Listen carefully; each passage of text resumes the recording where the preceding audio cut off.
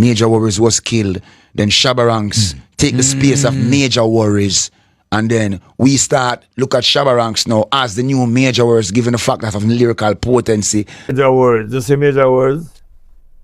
And Shabba get film style. Shabba get Major Words style. When Major Words dead, Shabba just take it up fully. Yeah man, believe me.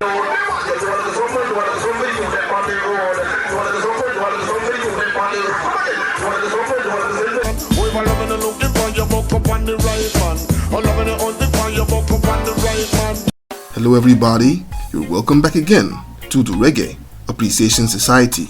Despite all its incredible highlights, the dancehall scene has had more than its fair share of tragedies which have claimed its brightest stars.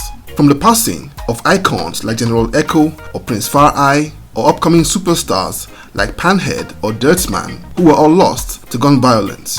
But one of the biggest examples of an artist with superstar potential cut down before he could fully unleash his energy is the unfortunate story of Major Worries. It's a very bold claim to make, but if we're talking about raw talent and ability on the microphone, I can't name more than 5 toasters who were as good as this guy was. His vocal performances were always epic, as he would always deploy his razor-sharp wit and dazzling wordplay to dish out social commentary in ways that electrified every audience he performed to.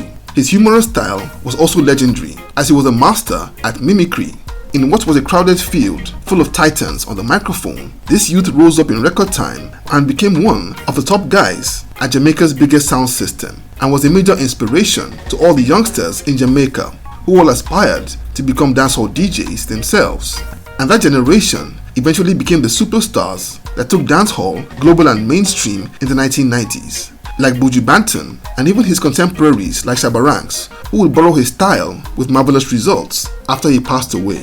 Just as Major Worries was about to rise to the next level, his life was cut short in a brutal and brazen manner after a face-off in a nightclub over a lady, an incident that almost sparked chaos all over the country. Let's take a look at the legend of Major Worries, the greatest dancehall DJ you never heard of.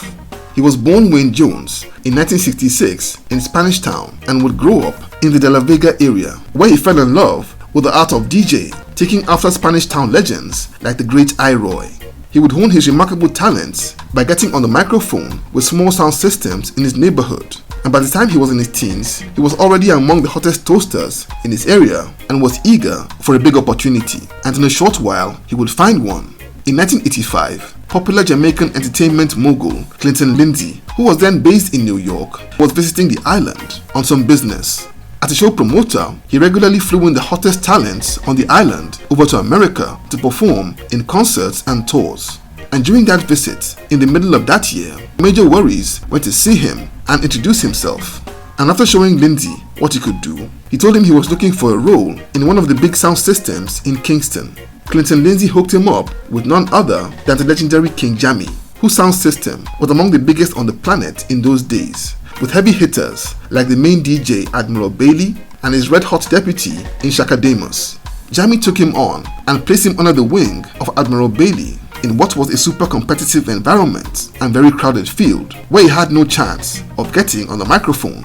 But Admiral Bailey and Shaka Demus both recognized his enormous talent and used their influence to ensure he had the chance to perform, and he would grab the chances with both hands, as he would put in incredible shows every single time. And within 2 years, he not only acquired a massive following, but was now one of the main men at King Jammy's by 1987. As far as the entire island was concerned, Major Worries was the next big thing, especially in the eyes of the youth.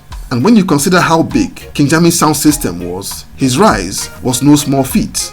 We're talking about a sound system that not only had Admiral Bailey and Shaka Demus, but Risto Benji, Papa San, Shabba Ranks, Beenie Man, and Tonto Irie, among others.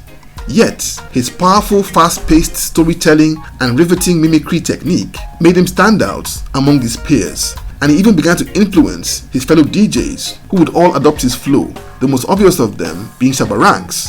His first single, that was produced by King Jammy, was a brilliant topper, a witty and funny tale about an alcoholic, which became an instant hit in 1986. His next song, Babylon Boops, was a follow-up to a song by Supercat called Boops, which poked fun at the heavy trend of sugar daddies in those times. By 1987, he had unleashed further hits like Go Go and Not Touch It, and though he didn't have an album out, he was the undisputed prince of Jamaica's dancehall scene and the next superstar to blow. His fame and music had even reached New York, a trend that became noticed by Clinton Lindsay, who lived there, and when he visited Jamaica in August in that year, he would arrange for Major Worries and other artists to come on a tour of America in a few weeks' time. But as fate would have it, tragedy was around the corner. One bright Sunday afternoon, Major Worries was among the headliners at a huge concert at Fort Clarence, where he would put in a spectacular show. To celebrate, he went to party with some friends at a nightclub in Spanish Town. He was known to be a feisty character and one who always stood up for his friends. As the story goes, a face-off would pop off between a friend of his and an off-duty police officer in plain clothes over a lady. During the altercation, Major Worries splashed beer in the officer's face. That cop wasn't armed, but borrowed a pistol from another cop in the area, came back and shot Major Worries twice, who passed on not long after in the wee hours of Monday morning. His murder sent shockwaves throughout Jamaica, and Spanish Town erupted in a huge protest as residents blocked the highways, demanding justice for their fallen local superstar, who was taken out of this world at just 21 years old. That cop was later arrested, tried before the courts, and sentenced to death by hanging, though many accounts still have it that the killer was able to escape justice. His death was a profound loss to the dancehall scene and yet another statistic of Jamaica's long-running gun violence problem. But despite his death, his impact would reverberate even louder after his passing, as Shabba Ranks was soon crowned by the youth of Jamaica as Major Worries' successor. Shabba would more than before adopt Major Worries' flow and rhythm in his toasting on tracks like Dembow and Tingaling with devastating results, and would emerge as dancehall's #1 global superstar by the dawn of the 90s. Major Worries' other teammates at King Jammy's, like Beenie Man, would proudly credit him as his biggest influence on his style, as he too became one of the icons of the genre in the 90s, and paid tribute to him in the track No Mama No Cry, in which he told the sad story of his death.